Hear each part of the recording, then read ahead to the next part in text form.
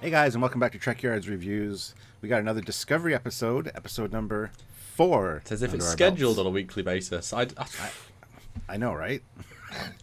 Anyway, I am Captain Foley, as always. And I'm Connor Cockings. And what's this episode called, Stuart? Because it's a bit of a mouthful.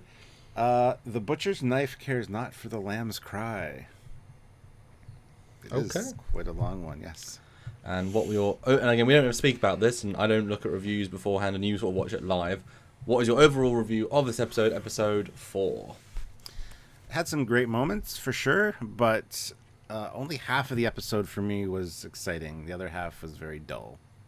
Anything with Klingons is starting to get really annoying and boring for me, because overall I'm just not a fan of the delivery of their Klingon lines is awful, and to listen to it and to have to read these subtitles is really distracting. I would just rather hear them speak English. Somebody engage the universal translator or something. It makes you appreciate how much nuance, say, Martok or Gowron could put into their performance. These guys just can't. Yeah. You're reading it and you're not really embracing their performances. And it's a replicated uniform being constructed, which is very neat, actually, to see the... but yeah, the first thing I thought was, is this a planetary surface? Are we going to see Discovery jump in to some kind of storm or something? Action-packed. Oh, nice. Yeah. And it's just it's on the molecular level. It's like, yay! It's uniform synthesis, so it's not actually replicas yet, but it's how they build things, and it is very day-to-day, it seems. She's now a part of the crew. She's been given a non-rank science rank assignment, and then Tilly comes in and gives her this box, and it's revealed to be the last word and testament of Captain Georgiou. What did you think of this whole intro, then? It was alright. I mean, didn't really do much for me. I found it interesting that they had a holographic mirror, which was just a holographic representation of yourself. That was excellent. Yeah. I forgot about that was kind of a neat idea, but as for the opening, it wasn't stellar. It was just kind of, I don't know. I wasn't super impressed with it personally. The problem is this character of Michael Birmingham isn't the most likable, the most relatable, the most interesting, the most dynamic. She's still sort of. I mean, this episode I think more than the other ones almost. Like the last episode, she had more personality. This one, she was more flatlining throughout. She wasn't bad by any means, but she wasn't leaving an impact. And while it should not be a single character piece, you're following her. But I don't. It's like, and the one part where she got really interesting turned out that it wasn't actually genuine. But we'll talk about that when we get there. Okay. Yeah, because I was like, oh, character. No. Yeah, and I will just say one interesting thing that we're seeing in the comments, that people are saying that, each week we review both the Orville and Discovery, and each week our views change based on the quality of each individual show. Me personally, I'm not comparing the two. I'm not being paid by CBS to like one more than the other. I'm not being paid by Fox to like one more than the other. Each episode is actually varying quite drastically in terms of the quality of each show. It's not... It's such a week-on-week thing. Last week it was more about Discovery. This week I think more about Orville, maybe, the quality. It's weird how it's altering so drastically. This was, I think, a lesser episode in many ways. And I'll review it as such because it's what I see. And obviously, I'll call out what I see and we'll point out why we see it. So we're not just saying our opinions, we're trying to point them out with proof. And obviously, it's all personal opinion, but at least we are able to back up what we're saying with what we see. Yes, absolutely. Just want to point out. So we got the scene where she's walking to the turbo lift. I really liked the detail in the corner piece on the wall. Because it looks like the piping and conduits and greeblies that we see all over the TOS Enterprise, just like exposed pieces of machinery, instead of like the clean corridors very Next Generation or whatever. There are still accessible parts. That's that a good point. Very like technical. That. Yeah, just a small little minor thing, but I think it really kind of ties in with the TOS look in that way. Yeah, I was wondering what they were meant to be, but that sells that really well. Yeah, it's just one step ahead. Now, one little thing I noticed when I was watching the first time, I noticed the keypad and thinking, oh, cool, it's an elevator keypad that says the decks you're on. But if you watch what it says 4, 3, 2, 1, which means that she's on deck 1, going to the turbo lift to go to the bridge, but she's already on deck 1. Her quarters are on deck 1. Maybe it doesn't mean she's on deck 1. Maybe it means it's 1 second until the turbo lift arrives. Maybe, but that would... I guess you know what deck you're on, but that seems really inefficient. It's like 4 seconds till it arrives. She hasn't even clicked it yet, and Saru's going to her deck to stop for her. This episode has a lot of bad plot points in it. that don't work. And obviously there are minor ones and major ones, and I just thought it was strange. 4, 3, 2. Oh, we're on the bridge, but we're not. But we're going to. I don't know. Yeah, I didn't know what the numbers represented. I tried to ration out in my head, but I still don't know. I want an explanation. Whenever you throw out a cool graphic that has to mean something, you're putting it as a point of noticing on the screen. It has to make sense. It's like when we're in the turbo lift, I saw the right hand side, there's a display of discovery, and I was convinced I saw it was moving slowly to represent where they'd go on the journey, which I thought would be really cool. It shows where you are, and but they don't move, and it's just like, oh, it's just showing bits of the ship and just whatever. But this scene, though, they're having a discussion. He's surprised. She's on the ship. What do you think about this whole piece? First of all, I made a note that it seems like he was not aware that she was going to be entering that turbo lift. He said that he thought she was supposed to be on the transport yesterday. So it's interesting. Lorca doesn't tell him everything, and he's first in command. And that's actually kind of later. Sarah says something that's really interesting about how she'll fit in perfectly with Lorca and the rest of the crew, which means he doesn't have a lot of respect for his captain, I don't think. Well, it makes you ask the question: why did he agree this position? I know it started as a science ship, but I mean, you knew the captain. You must have looked his record.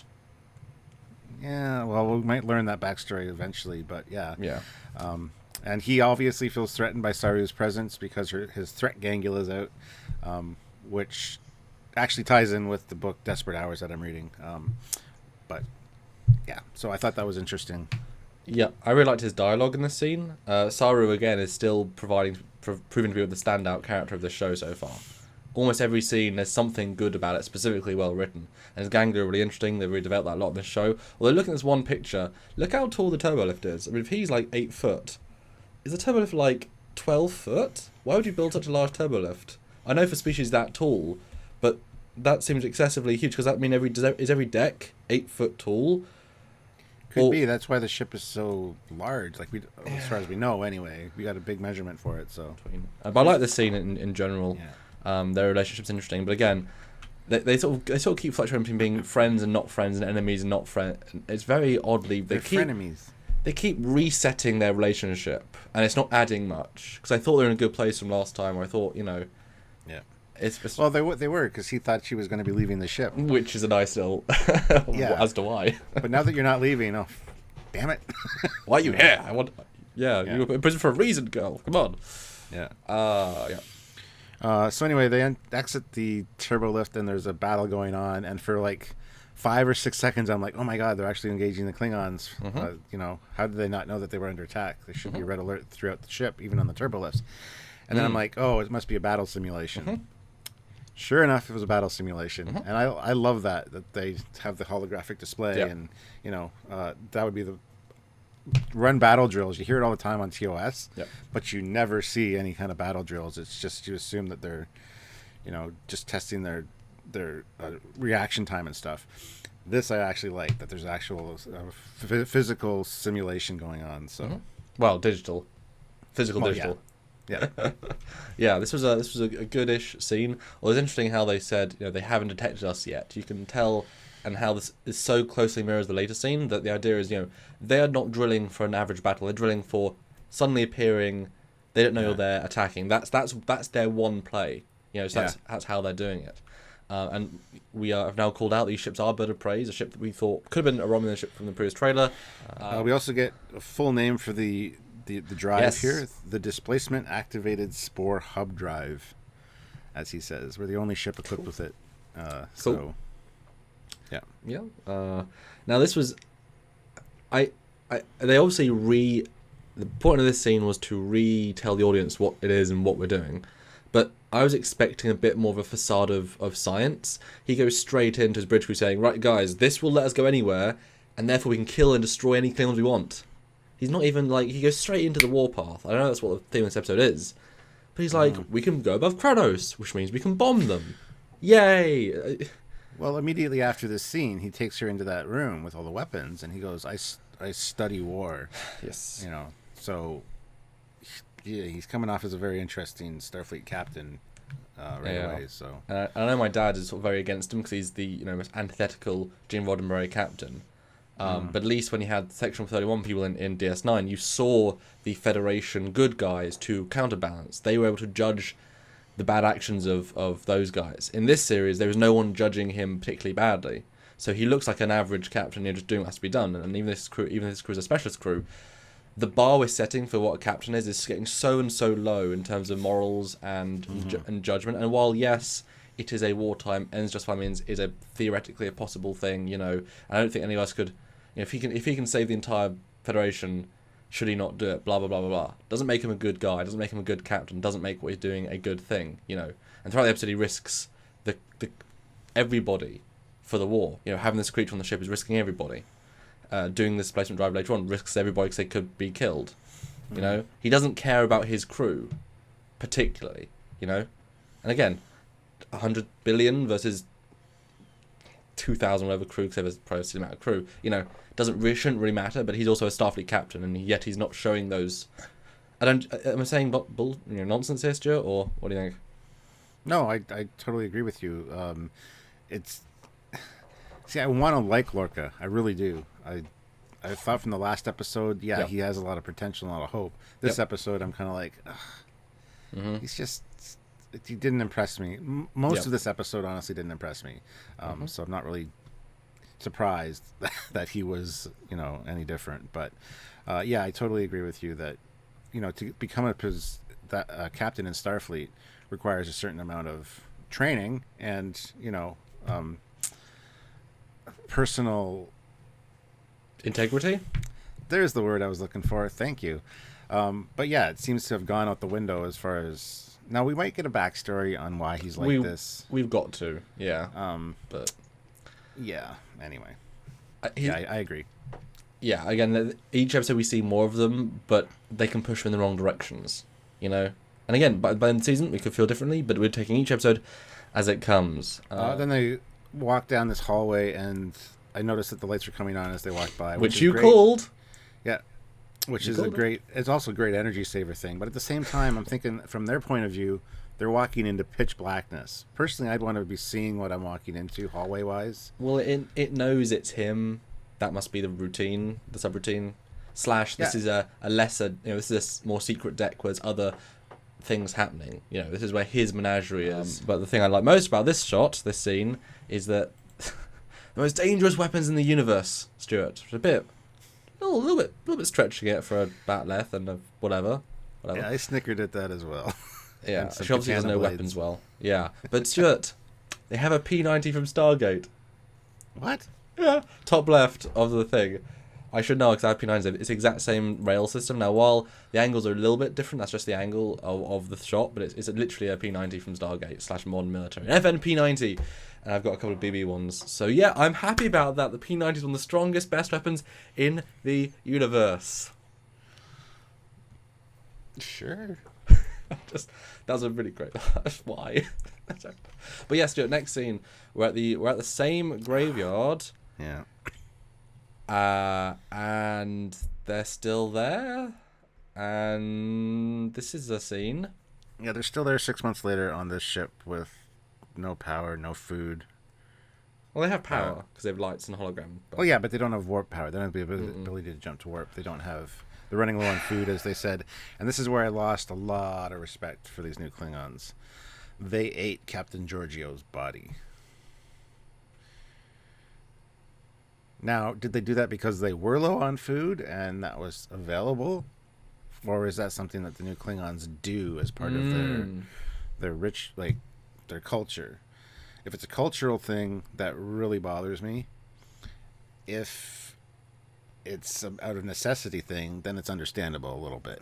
I wasn't a huge fan of Giorgio, of Captain Giorgio, or whatever, however you pronounce it. But to be honest, to hear that and then think back to this person being a captain in Starfleet and somebody that made major decisions and was a fantastic person and a great captain, that's how she's ended. It just really is disturbing to me, and I think it bothered a lot of people, to be honest, because I've read one or two comments online, and it's just Well, shall I summarize these Klingons in a couple of words?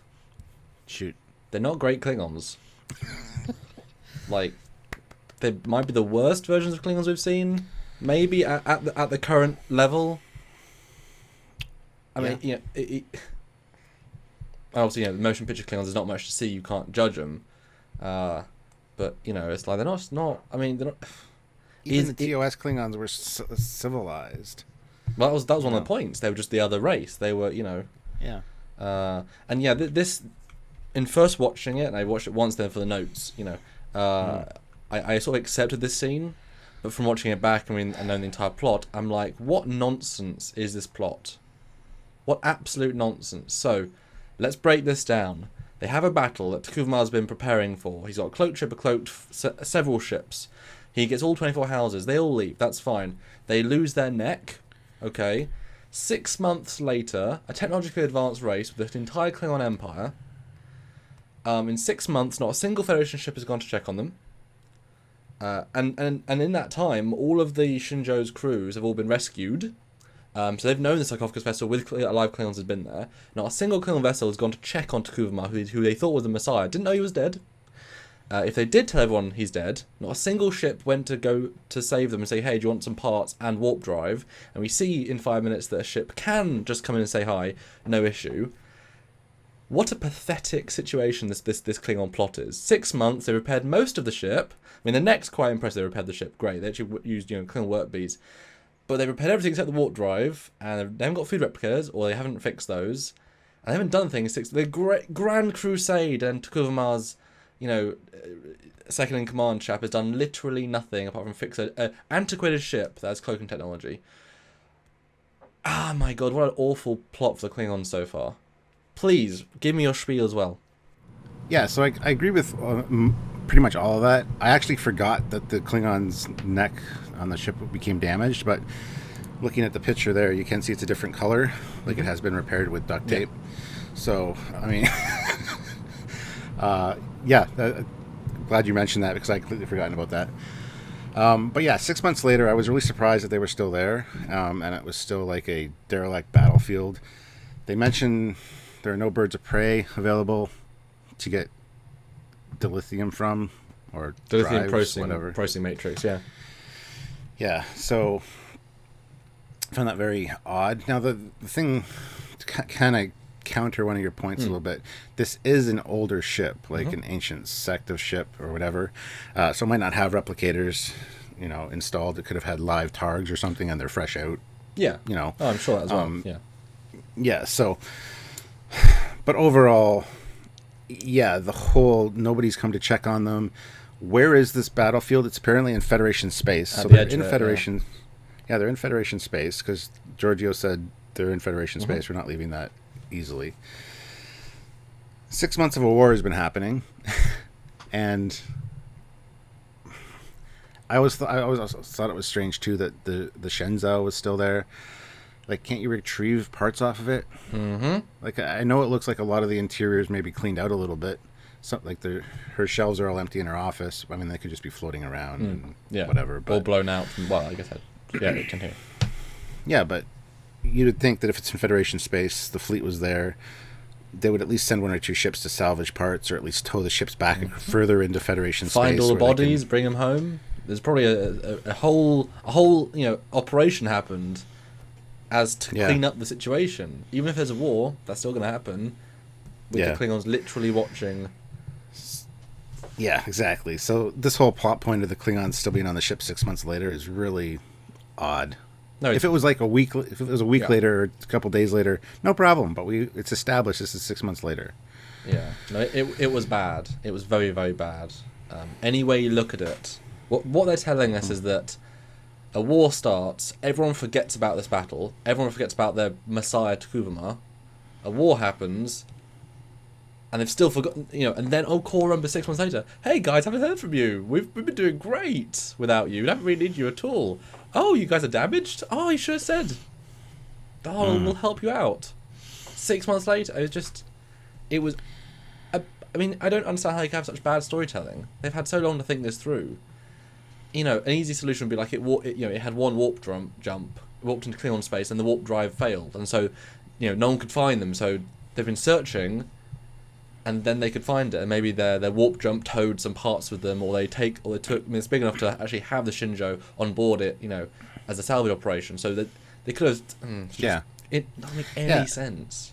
They could have, yeah, I love that. Warped across Klingon territory, then failed, but had the Shinjao in tow as a trophy, or like this is the ship that started the war. We just, that would have made a lot more sense to me. And they couldn't find them for 6 months.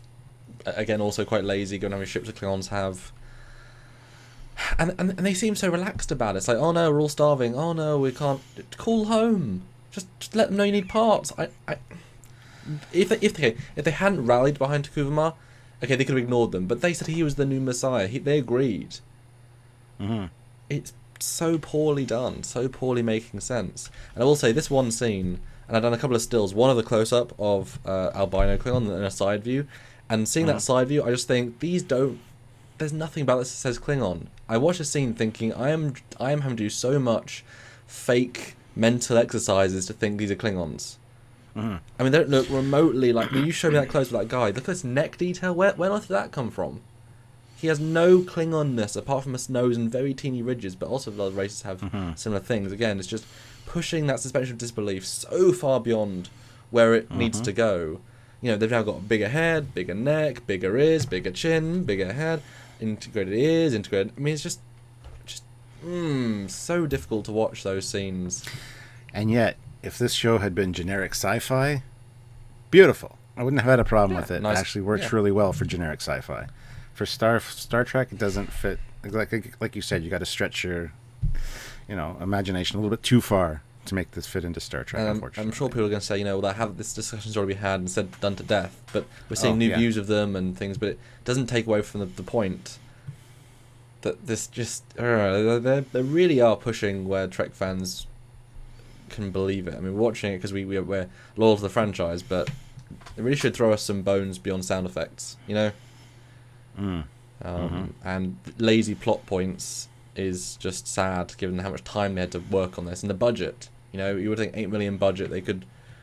Anyway, let's continue past the Klingons. So they reveal the creature, and it's a specific thing. A tardigrade, yeah, it's basically a microorganism from Earth that can survive anything, even the emptiness of space.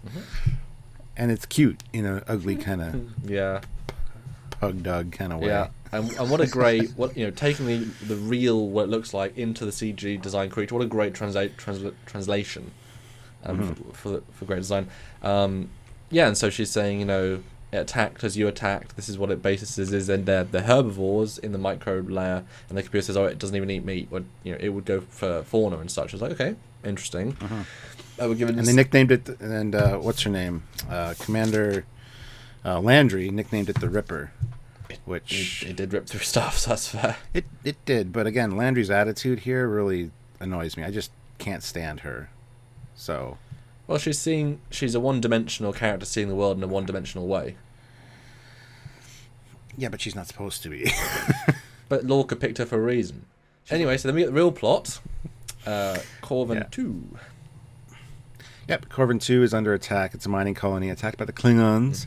So we see the transmission from Corvan 2, and then we see the Federation logo to close it out, the UFP logo, which is a nice take on the old... It's got the original TOS look with the two faces,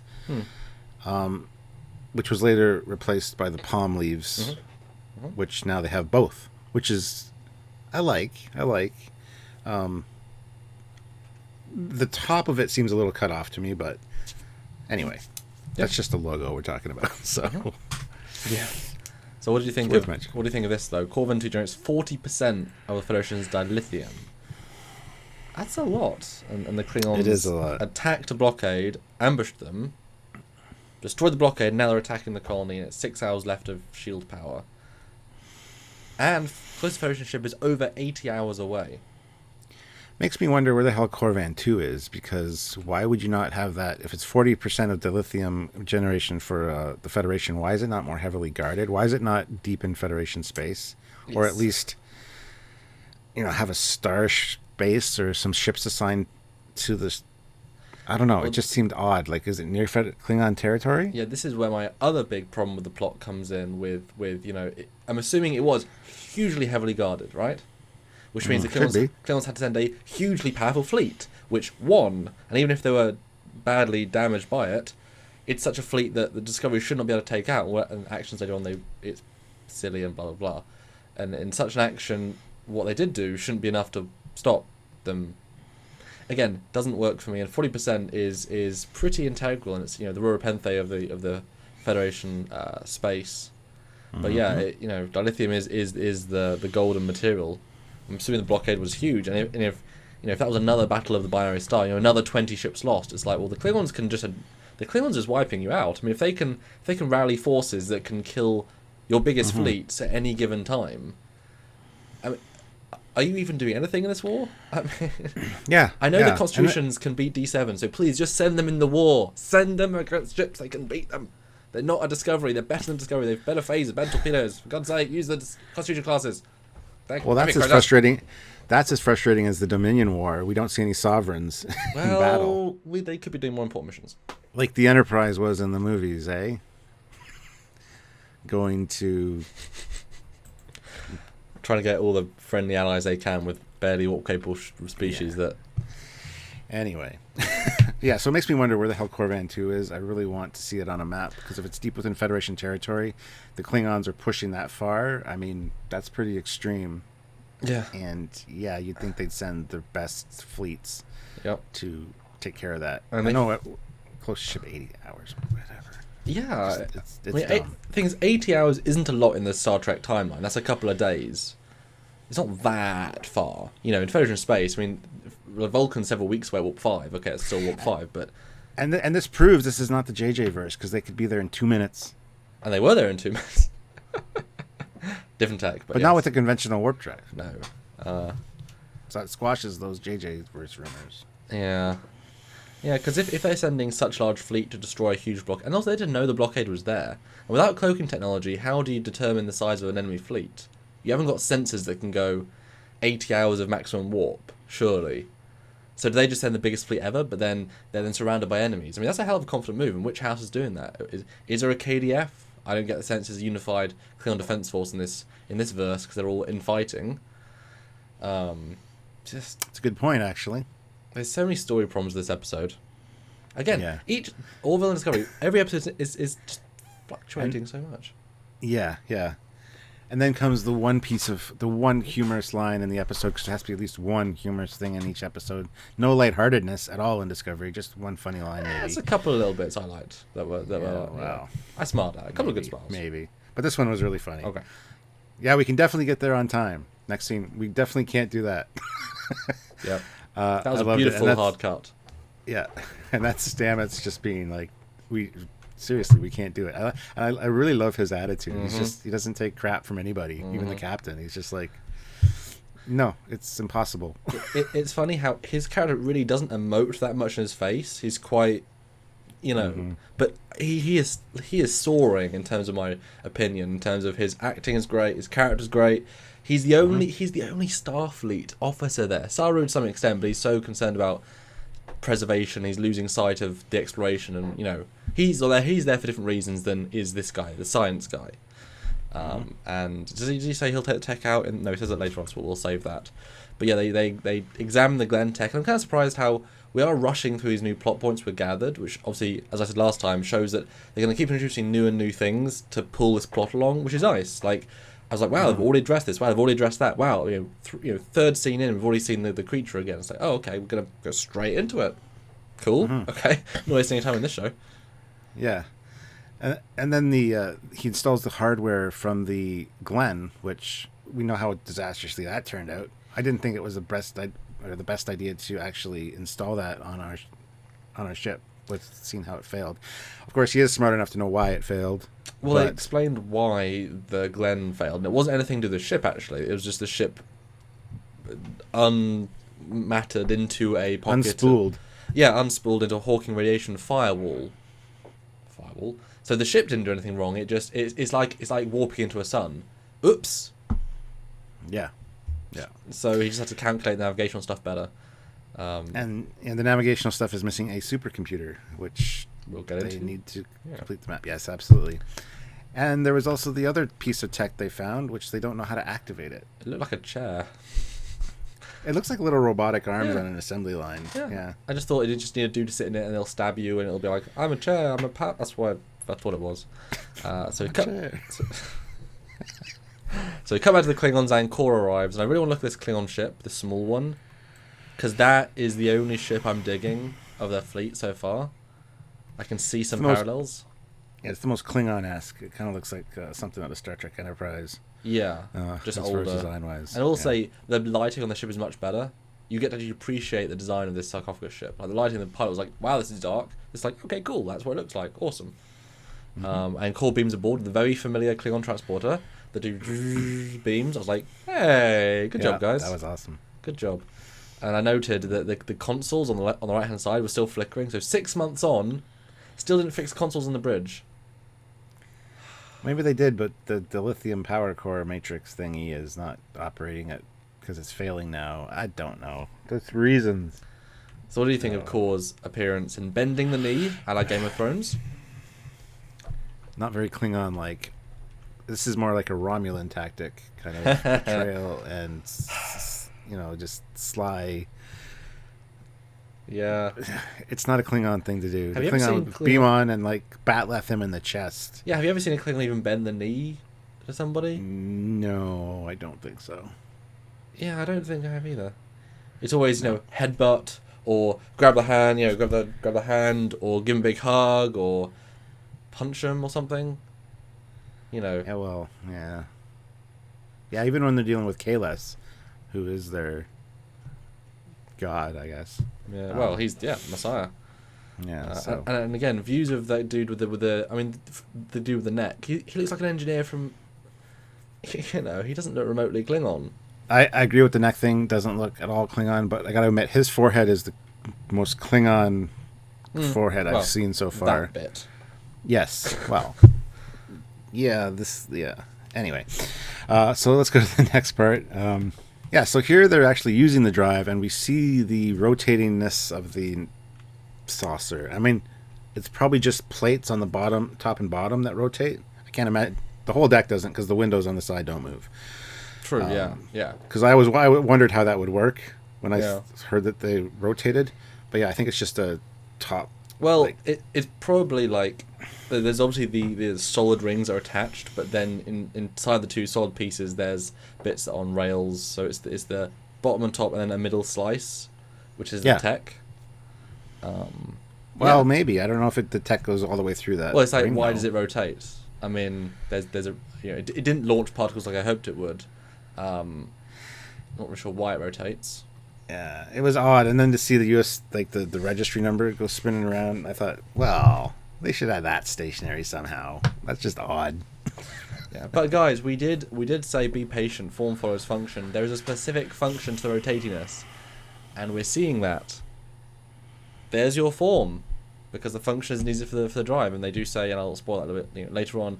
The scientist chap specifically says this was designed for my research. This is a specifically built science vessel for this drive. That is why it looks weird. But that interests me, because what's up with the Crossfield class then? Where's the Crossfield? Is the Crossfield the USS Crossfield? Yeah. Just a prototype that didn't have the drive installed to see if it would work around the drive? Because we got the Glenn, we got the Discovery, and at least the Crossfield, and the Crossfield's the first of the class. Mm-hmm. But he also stated that this is the only ship in the fleet to have the displacement activated Spore hub drive. Mm-hmm. So where's the Crossfield? Did it already get destroyed in an experiment early on? Probably. I mean, you can imagine if it was. And what's its registry number? I want to know its registry number. Because the other one was 1030. Yeah. Which we found out. This is 1031. So, but sorry. Yeah, I don't know. But it's a very, very unique class of ship. It's a specific experimental propulsion drive ship. So there you go. Done. Tick. So the creature is responding very weirdly to it, and this effect happens of it going into spore drive. What do you think of the effect? I wrote down it's a really cool effect. It's visually stunning. Yeah. How the rings that rotate this way facilitate a spinning motion this way, which makes the jump happen, is odd to me. But I'm really excited to learn more about how this thing works, because that was really cool. I really was impressed with the jump. Yeah, it was a great visualization, although the blue nacelles bugged me since they're red in the tile sequence. I don't know. It spins and then flattens out and then jumps and then jumps out. So I'm not sure what the spinning exactly does, since you're right, the it doesn't really correspond with what the ship's actually doing. And is the ship maybe the rings align with their destination, and then I don't know. I'm sure it's like a magnetic ring. It's creating polarization and it's doing something. But I'm wondering, is the ship actually doing these banks? I hope not. Because that's a ridiculous amount of... I mean, it's probably taking no less than 3 seconds, but it's a ridiculous amount of G-forces to deal with. Inertial dampeners must be working maximum on that ship. Maybe that's what those do. Maybe they create a secondary gravitational field. Because maybe all the people have to stay on the top of the... No, I guess we're engineering. I don't know. But yeah, so then it appears on top of a sun. And they escape. Again, I thought that was a really cool scene. Yes. Like, this thing didn't work. This thing didn't work right, and we got to see some great shots of the Discovery, really brightly lit with the sun. I thought it was awesome. And then they leave with conventional warp, which looked great. Exactly. And it's basically retconning back in that TOS warp post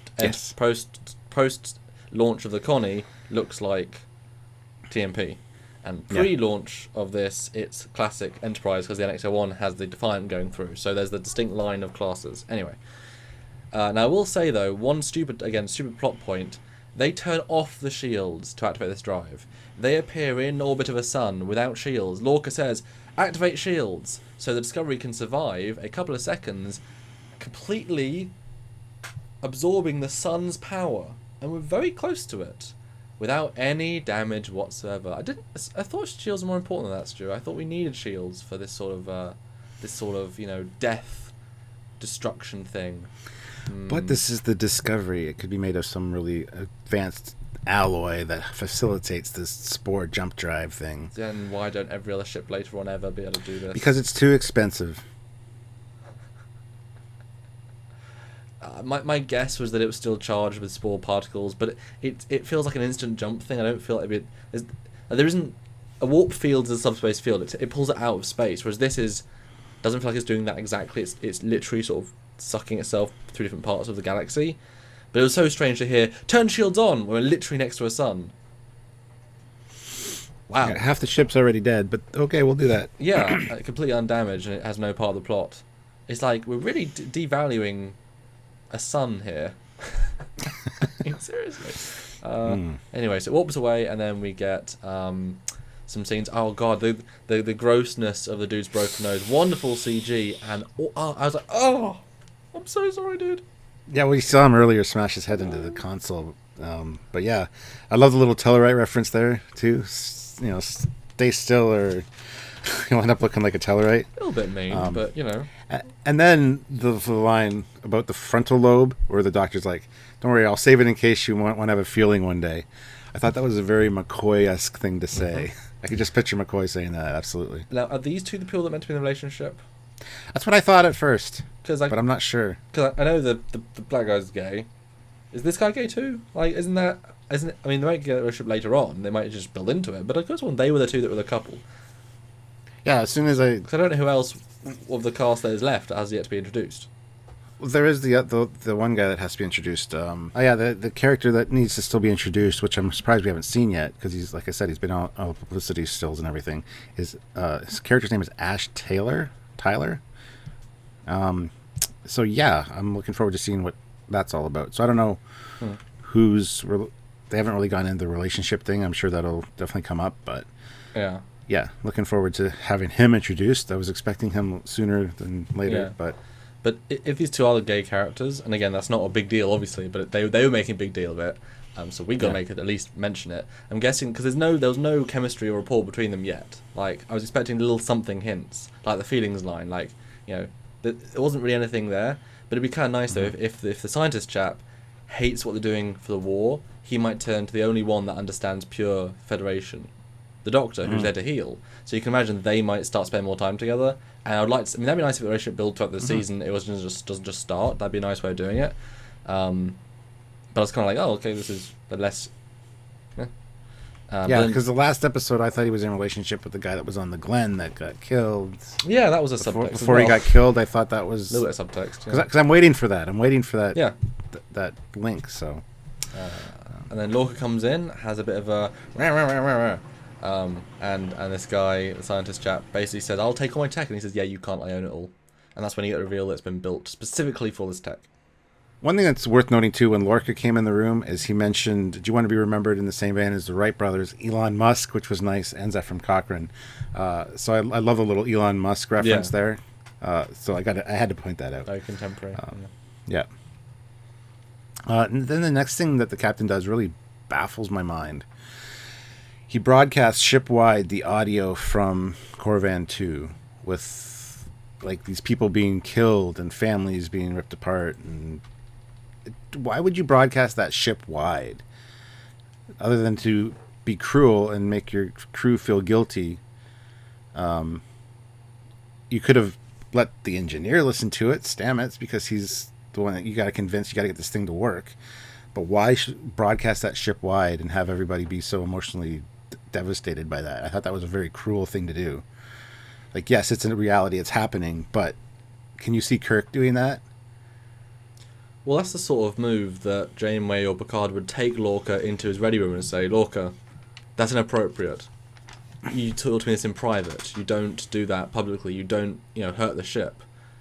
That's the sort of move that you get bad mark on your record for. Yeah, he's a cruel man. He's a man that he said before, obviously, his crew is explorers. He needs to turn them into murderers. He needs to turn them into killers. He needs to turn them into the spear that he wants. So if he can sharpen them by making them all feel horrible about themselves and about their scientific research, to turn the ship into a weapon, even though the ship's not really equipped for being a weapon ship, and we can see that definitely later on it's definitely not a warship. And I liked that. I mean, I liked that he did it because he's an absolute bleep. He's not a good captain. He's not a good guy. This was nice reinforcement, and this is why I think we're being pushed further and further away from him being a relatable and justifiable character. And again, Gene would be really just horrified by this show as it goes. Yeah, he'd be less and less keen about what we're seeing here. But I like, but all of that to get the acting of the engineer walking through the corridor was great. Like to see his world being crushed and destroyed and his soul starting to die was really nice to see from a cinematic point of view. But I think that would have worked better if he had been taking in private to listen to these audio recordings or these audio transmissions, and then as he's walking through the hall, have them playing back in his head internally and have that look on his face. Well, it's to motivate everyone. It's to, I mean, how many times is Lorca going to get this sort of real life deadline? And I think, jumping to the next scene, I think that I hadn't thought about until you mentioned that. I think that gives a reason for this tactical officer to do what she's doing, to rush. And okay, give your thought about this whole scene, and then I'll give my thought. I summed it up in my line that I wrote. I said, "Stupid is stupid." Okay, I don't like Commander Landry. If you remember from my last review, I said I hope she's one of the first red shirts. I hope she dies right away, because I didn't like her. So I wrote, "Stupid is stupid," and then LOL. I was right. She was one of the first red shirts because she dies right away. I thought this was stupid, asinine move. Not thought through at all. She didn't wait to see if the anesthetic worked. She just assumed it did.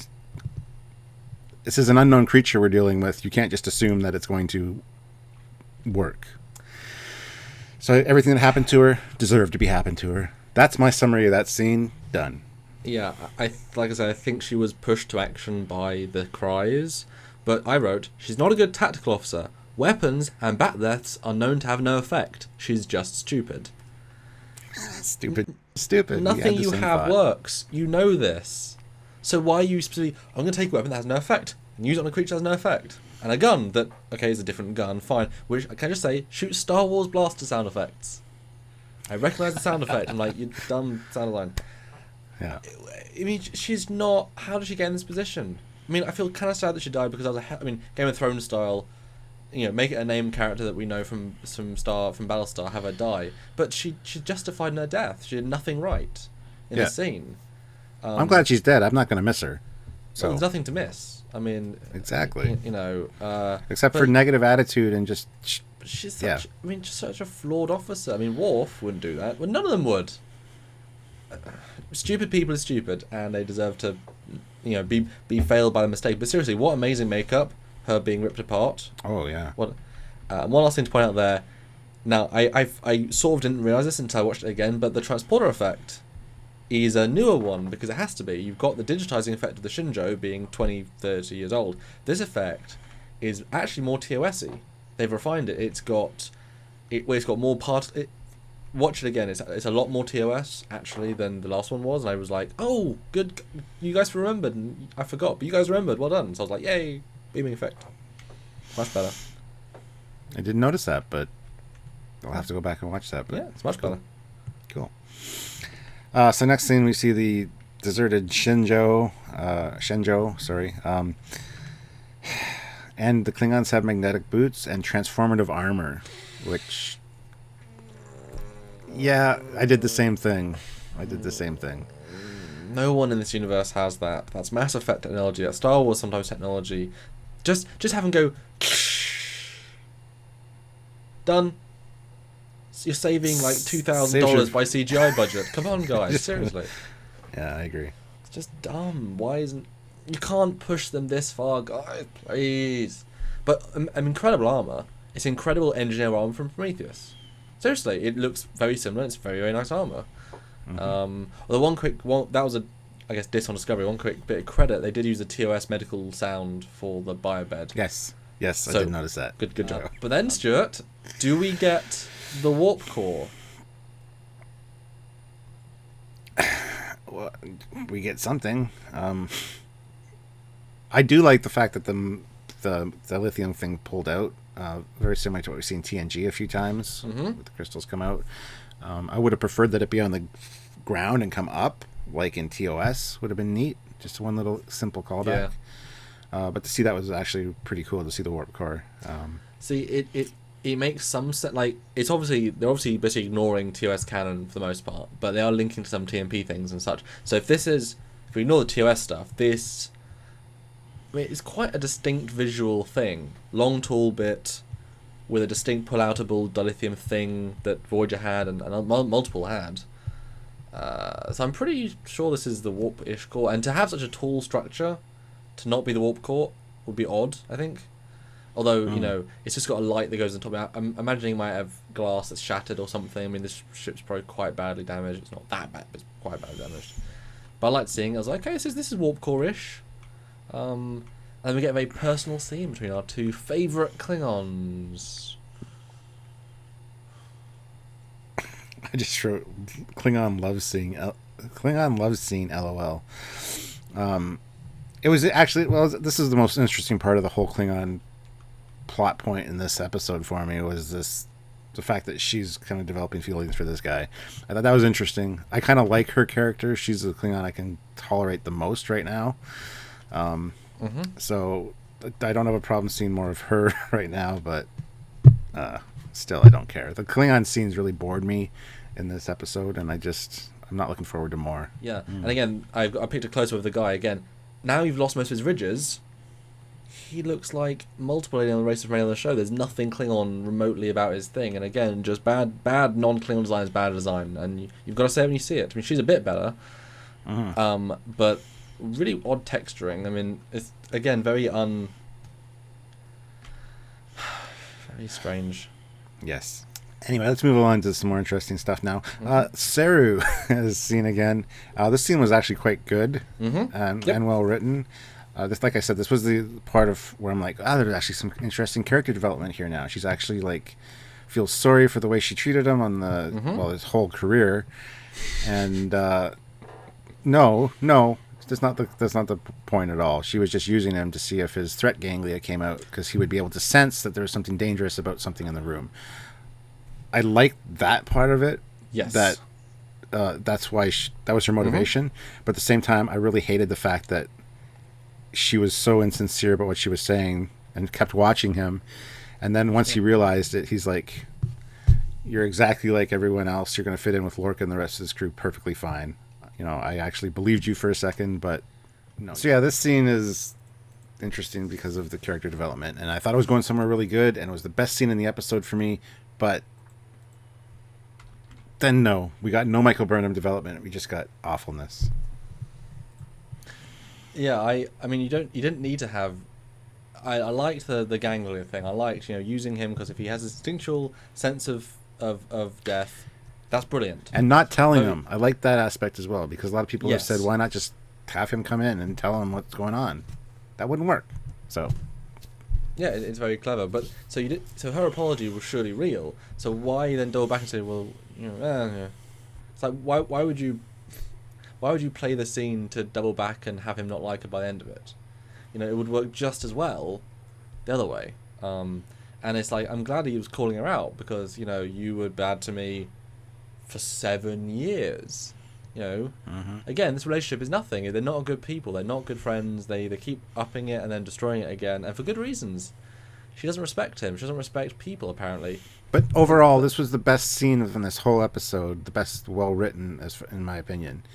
But just, I would have appreciated some actual development on her character's behalf, and we didn't get it. Yeah, in this episode, Lorca and but those two characters, they went down in the quality of character, whereas the scientist and the Saru both went up. Yes. And it just shows how when you have these character people being bad to each other, it hurts characters. Whereas in TNG, everyone dealing problems, everyone improves with time. You're sacrificing characters by improving other characters, and it's just very strange the way they're doing this. It's not.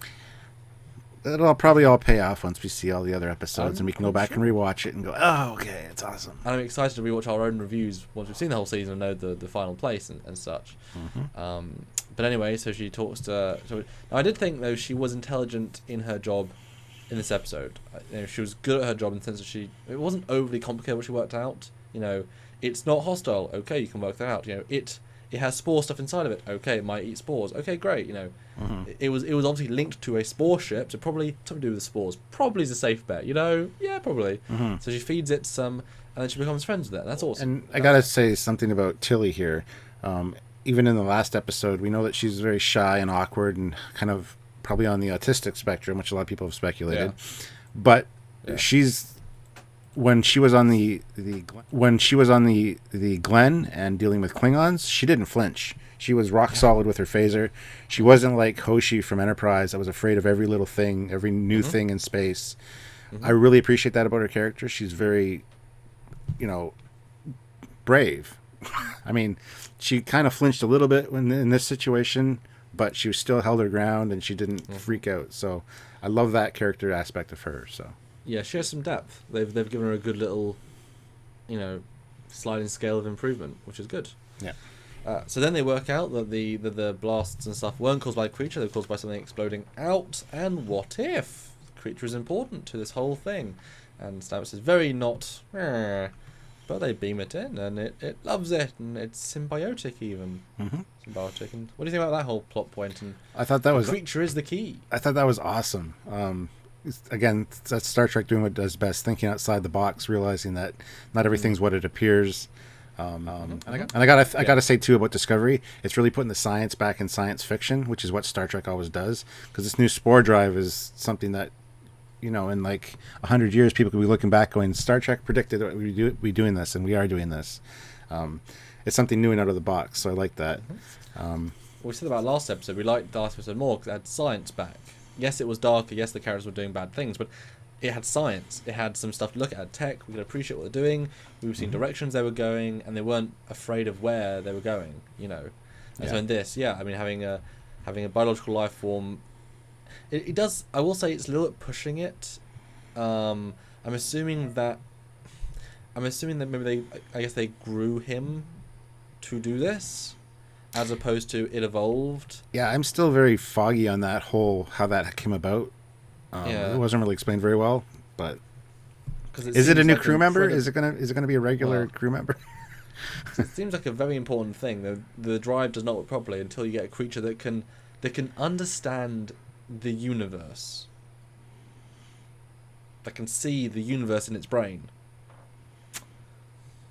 through talking to plants. And it's based on a microscopic organism. So I think it puts the universe in perspective for us. We're not the smartest things out there necessarily. It's high concept sci-fi, but in a very we can just do it way. And the fact this episode shows that the drive is completely functional. And it's like, It's really not that difficult. We have to find more problems to stop it because it works.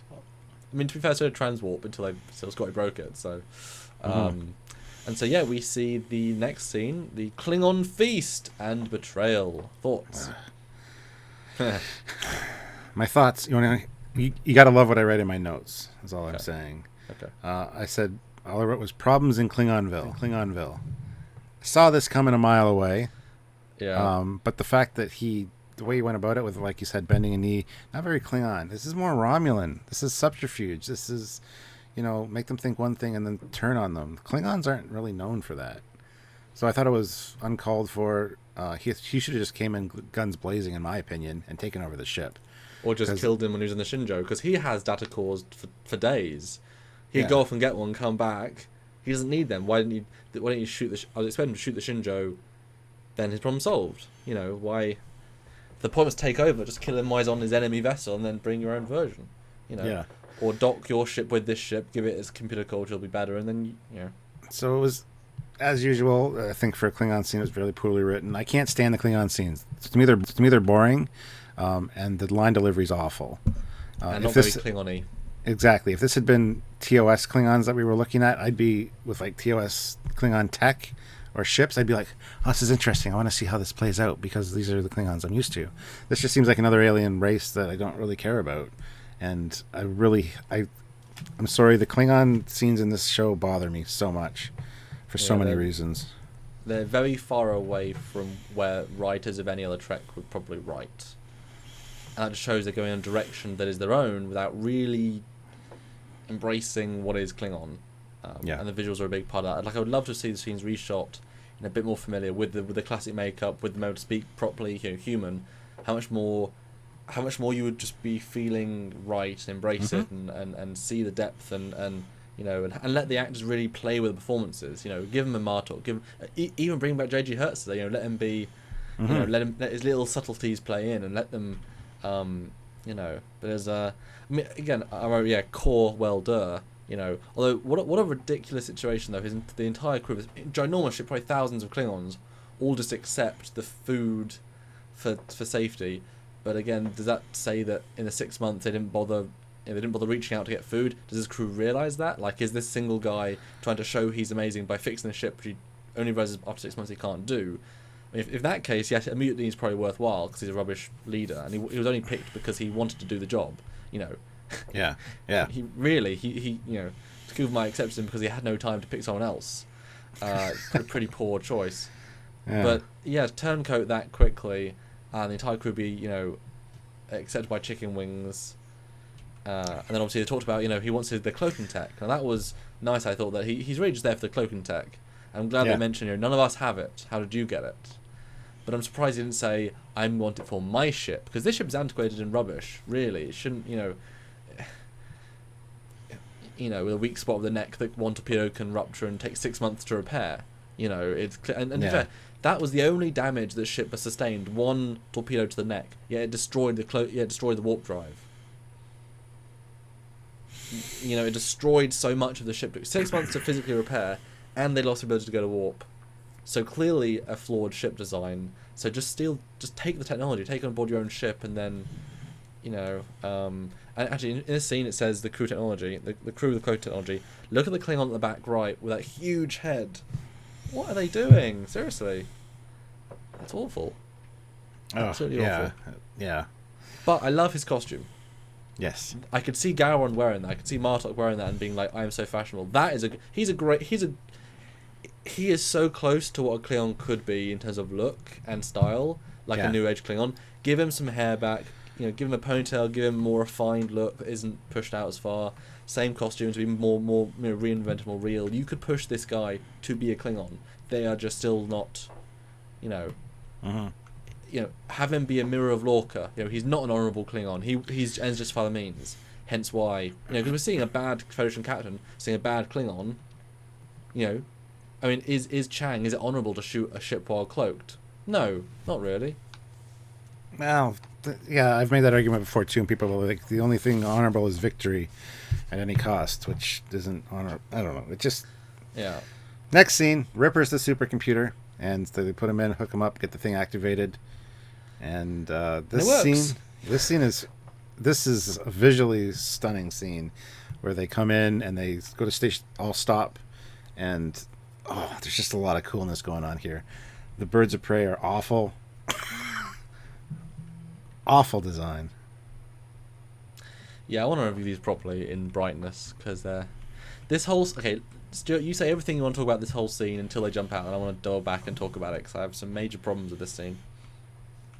Really? Mm-hmm.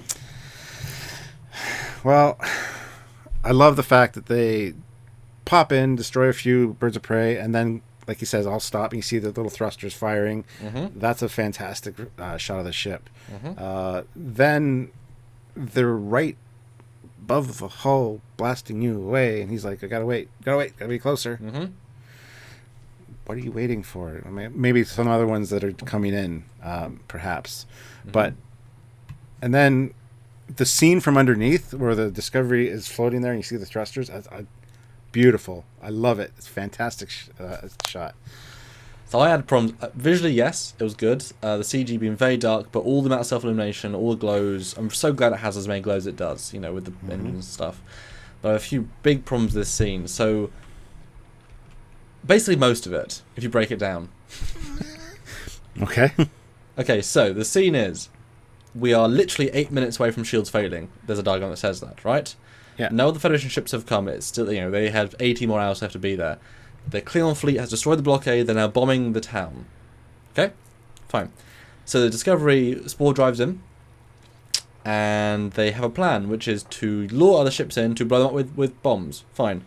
The problem is, they jump in, and 2 hits destroyed 2 of the 6 bird of preys without any sort of problem. Yeah. So their weapons are more than match for the 6 ships, and accurate enough for the 6 ships. And yet they say, no, let's pause, let's allow each ship, and because these ships are so powerful, 1 hit takes their shields down over 10%. They survive literally about 10 to 15 hits.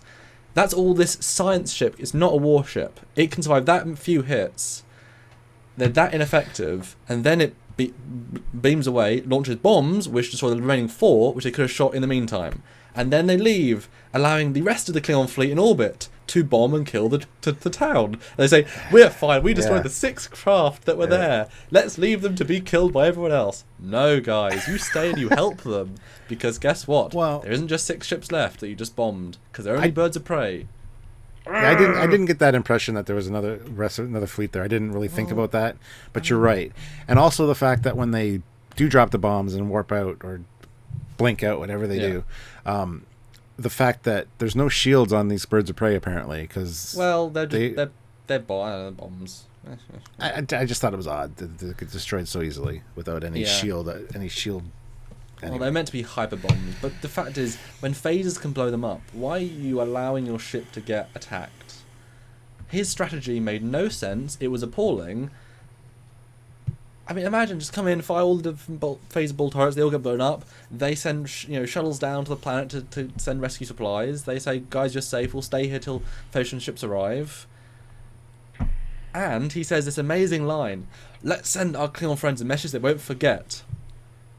Not if you kill them all.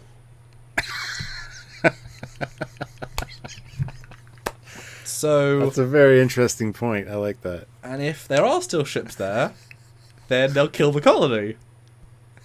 Again, unless they're critically damaged and can limp away, but you have to leave somebody alive. Still try to kill the colony. I mean, I think Klingons would still suicide bomb that place rather than whatever. Like they would still, this is the Klingon subplot at the start, and this plot is so poorly thought out. It doesn't make any sense. Now, I understand if these are the last 6 ships that survived this massive armada, that's fine. Mm-hmm. But the fact is, they'll have more reinforcements on the way, and they'll probably get there before 80 hours. And if they don't, that's fine. But how many ships can the Federation really manage to get in this one location? If this is 40%, this will be a constant battle, and the Klingons know they can win against a fleet. They've done it already, They'll send more and more ships, because this is 4/10 the most important thing in the war effort, to take this place out. The whole thing bugged me because it was just silly writing, and I was so tired and bored of the Klingon plot points in this episode that I really enjoyed this part of the episode, to be honest. But now I've pointed out the continual flaws. Yeah, I totally get it. It's like, just destroy it with phasers. You did that already. You're very effective. Your shields are not capable of withstanding this. Your science ship. You're not built. You can't even take on 6 bird of prey for less than 3 or 4 minutes. It's not heavy cruiser, guys. Bring the Enterprise in. It can take them all out really easily. Come on. The way that Lorca is acting makes the Discovery feel like more like a pirate ship to me. Somebody that's working on the fringes, is not really involved with Starfleet. But yeah, we got admirals talking to him. We got the lines. This is a Starfleet ship. This is how we do things. But if it was a rogue element, some kind of pirate ship, like I said, that'd be fantastic. Jump in, kind of save the day, get out before the official guys, the Starfleet know what you're all about. That would work. This doesn't. Anyway, so the chap dude is on the ship, and the person beams out and said, "Oh, we've got a plan. We'll win this war." She's stolen a raider. Oh, so you have got warp-capable ships available. So why didn't you go for help in 6 months? But I didn't really give that much thought, to be honest. I mean, I kind of glazed over that she got a raider line. You have to read it and absorb it, don't you? Well, no. Just, it's going to be an ugly ship, and I never really I don't know. I don't know. I just hate the Klingon subplot. I tuned out. I know that the Klingons are going to be a major part of the show, but I can't keep watching this show with this kind of line delivery and this kind of... I don't know. I'm just... Again, and like you said, we don't like to be negative. I really don't. I love Star Trek. And the Federation aspect of this episode I thought was pretty good. I mean, there's some good moments with Saru and Burnham that were well written. I love the final scene for visuals. The people stuff. Yeah. Not the plot stuff. The people stuff was decent. Well, yeah. And the visuals. I thought that... Yes, the visuals. Like a lot of great shots of the Discovery in this, which looks fantastic, by the way. And then the final line that she says to him is, it'll cost you... It'll be a great cost. And he's like, what's that? Everything. What is everything? He has nothing. He's on an enemy vessel, marooned in a battlefield. He's got nothing left to lose. Lost his house, lost his army, yeah. Lost his ship, yeah, exactly. So, okay, that's a big sacrifice, lady. My assumption here is that they will make you a smooth-head Klingon. You'll lose everything that makes you the purity of what you need to be. I never thought of that. Because for them, that's going to be everything. Ooh, I like that. That's awesome. Because then it's like explaining... I don't think they'll do that. I don't think they'll do that for the record, but I really like that. Yeah, because maybe he was the one that, in fact, gained purity by making them look like humans.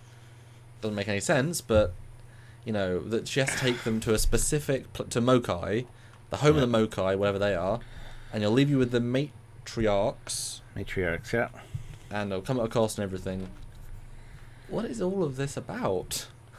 I'm sure we'll find out. I don't care about him. I know. He's not interesting. I know. Not yet. Maybe he will be. Maybe this will turn out all fantastically. Interesting. So I expected them seriously to leave him, and then it'd be about Core and her, because that'd be a kind of cool duo. He's powerful and has charisma. She's interesting, has some softness. This guy's the runt of the litter that no one cares about and did a bad job when he had the job. He couldn't fix it in 6 months, guys. Takuvamar would be scowling at him. He'd be from Sovacor, spinning in his sarcophagus. I'm sure he is. Yeah, is Takuvamar lying in the hull now? I don't know. They might have ate him. I don't know. They eat important people. I don't know. And so the final scene, the creature is unhappy, and I did feel sad for him. It was a good job with the and her stabbing it and using it. That was great. She's gonna use that. She's showing more humanity. Awesome, And then she plays this message from Giorgio. It's obviously a message before she mutinied because she's all lovey-dovey and she's like, "Hey, I'm so proud of you. You're like a daughter to me. I'm so proud of you. Unless you mutiny and cause a war and my death and things, and then everything I just said is invalid." And then the very last minute, Stuart, the telescope. But Stuart, so you're telling me that the Federation went back to the battle site to retrieve her telescope, but didn't check on the Klingon flagship with cloaking technology there.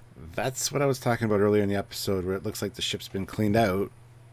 You know, why wouldn't they salvage more parts? But yes, not checking on the Klingons that are sitting right there still. I know. I mean, you're telling me they went to the graveyard to pick up their effects? Just as long as it was mentioned in a will. I don't know. I mean, is that important in wartime to go and salvage a captain's will and testament materials?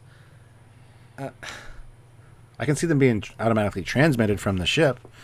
But yeah, they'd have to go into her ready room because it was set up in her ready room. Yeah. And they looked through it in the first episode.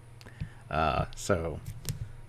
And then you're telling me that a courier you used to have courier service travel across the Federation to find this secret science vessel to hand deliver her a post of a will and testament.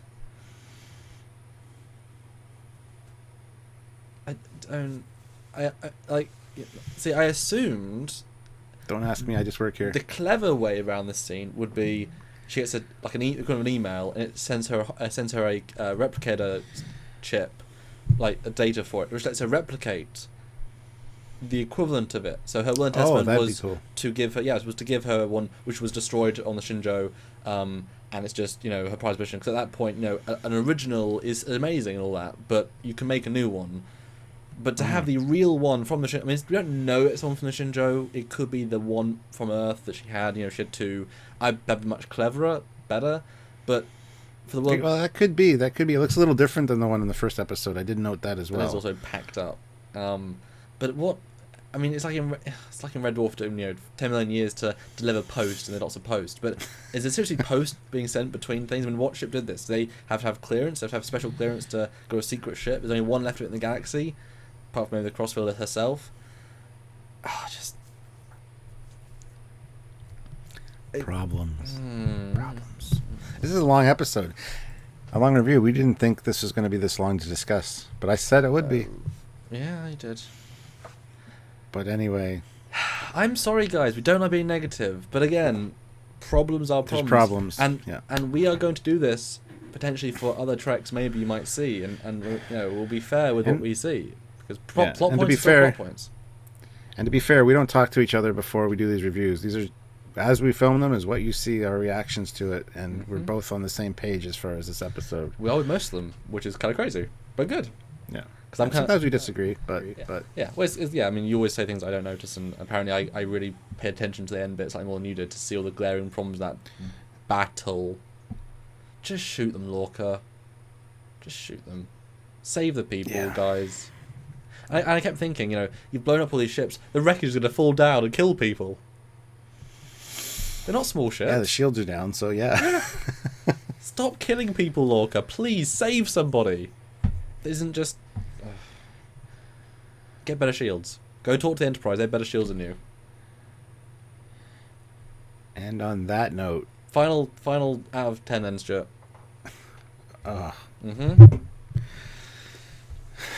This one I'm gonna have to go with a overall score of 4.5. So same as this week's Orville then. Yeah, maybe I'm just in a foul mood this week. It's not our fault. We're given this content. Yeah. Visuals bring up the score for me. Yep. But a lot of the shoddy storytelling and plot holes bring it right down. So to average it out, I'd say 4.5. I think I'll do what I did last time, 5.5, and then because again performances were still pretty good. Like the problem is when there's things that are so glaring, it obviously overshadows the stuff that's just good because it's good. It was still shot well. The music was still good. The pacing was alright. The pacing wasn't bad in this one, despite the slow Klingon scenes, but you should expect that from episodes 1 and 2. The acting was pretty good. The fact that you hate Lorca more, the fact that you sort of dislike Burnham a bit more, but also appreciate her skills more. So I'm gonna say 5.5, and then we'll average out at 5 again. So, yeah. Is that the weakest one or so far? Or is episode 2 weaker? Because some people said this is the strongest one so far, which surprises me. That's tough. I would say this is probably the weaker out of. Wow. Because I liked episode 2 more. I feel like 'cause it was more. Part 2 is part of a bigger narrative when combined with part 1. So yeah, I'd say this is the weakest out of all of them. And the trailer looked so good as well. And yet. Yeah, and I think we learned stuff about the Discovery. We see the jumps. We see some really nice visuals of it. That's what really saved this one for me. And it's funny because like the Trek concepts, bar the bad Trek concepts like them hating each other and doing bad things, you get the alien who went from a monster to being a sympathetic character that you care for and being the key to a galactic engine drive. That's amazing, brilliant plot. And then same with, so there's some very weirdly strong elements and some very weirdly weak elements. Yeah. I mean, do you think like different writers writing the Klingon and the Federation scenes, like it's different people to have a different feel? Because I think maybe because I think that overarching story arc of the Klingon storytelling is what's done by one person, maybe Brian Fuller, which they said it was altered, but yeah, the subplot with the Corvin 2 thing seemed like a totally different creature. So, yeah, I don't know. I wish that was more of the episode. Yeah, I do too. Anyway, guys, I'm still excited for next week because we've learned more and seeing the jump and seeing the reveals of just. We're burning through the plot points so quickly, which means so many other things are going to happen, which I'm excited about. Yeah, exactly. That's what I take away from this. And I want to know what happens to the matriarchs and how they make them a smooth forehead. Klingon, who's white. That would be nice, but like I said, for the record, I don't think that's going to happen. But anyway, guys, what do you guys think? Put your comments below. If you like this review, please click the like button. It helps us out. And don't forget to share it around and stuff. So, until next time, I'm Captain Foley. I am Commander Cookins. Bye, guys. Bye.